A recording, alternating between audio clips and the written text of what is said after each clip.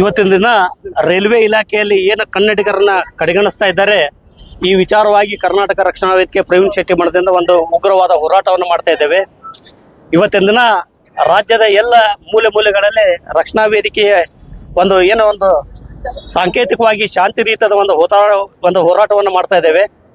ಇದೇನಾದರೂ ನಾವು ಕೊಟ್ಟಂತ ಮನವಿಯನ್ನ ರೈಲ್ವೆ ವ್ಯವಸ್ಥಾಪಕರಾಗಿರಲಿ ಅಥವಾ ಸಂಬಂಧಪಟ್ಟ ಸಚಿವರಾಗಿರಲಿ ಅಥವಾ ಕೇಂದ್ರ ಸಚಿವರಾಗಿರಲಿ ಇದಕ್ಕೇನಾದರೂ ಯಾವುದೇ ರೀತಿಯ ಒಂದು ಸಮಸ್ಯೆಯನ್ನು ಬಗೆಹರಿಸದೇ ಇದ್ದರೆ ಮುಂದಿನ ದಿನಗಳಲ್ಲಿ ಕರ್ನಾಟಕ ರಕ್ಷಣಾ ವೇದಿಕೆ ಪ್ರವೀಣ್ ಶೆಟ್ಟಿ ಬಣದ ರಾಜ್ಯಾಧ್ಯಕ್ಷರಾದಂಥ ಪ್ರವೀಣ್ ಶೆಟ್ಟಿ ಕುಮಾರ್ ಇವರ ನೇತೃತ್ವದಲ್ಲಿ ರಾಜ್ಯವ್ಯಾಪ್ತಿ ಉಗ್ರ ಹೋರಾಟವನ್ನು ನಾವು ಮಾಡ್ತೇವೆ ಅಂತೇಳಿ ಈ ಮೂಲಕ ನಾವು ಎಚ್ಚರಿಕೆಯನ್ನು ನೀಡ್ತಾ ಇದ್ದೇವೆ.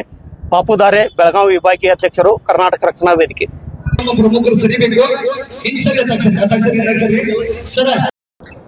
ಏನು ಪದೇ ಪದೇ ಕನ್ನಡಿಗರಿಗೆ ಕನ್ನಡದ ನೇಮಕಾತಿ ಮುಂಬರ್ತಿಯಲ್ಲಿ ಅನ್ಯಾಯ ಆಗ್ತಾ ಇದೆ.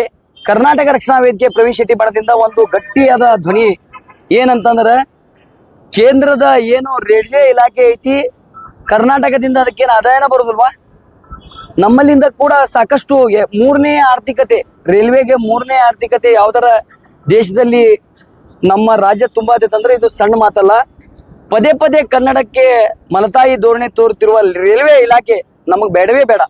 ಕನ್ನಡಿಗರಿಗೆ ಅನ್ಯಾಯ ಮಾಡದೇ ಇದ್ರೆ ರೈಲ್ವೆ ಇಲಾಖೆ ಸ್ವಾಗತ.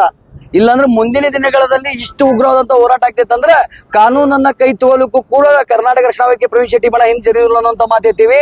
ಈ ಕೂಡಲೇ ಮುಂಬರ್ತಿಯ ಏನು ಪರೀಕ್ಷಾ ಏನ್ ಹಂತದಲ್ಲಿ ನಡೆದಿದೆ ಅವು ಕನ್ನಡದಲ್ಲಿ ಆಗ್ಬೇಕು.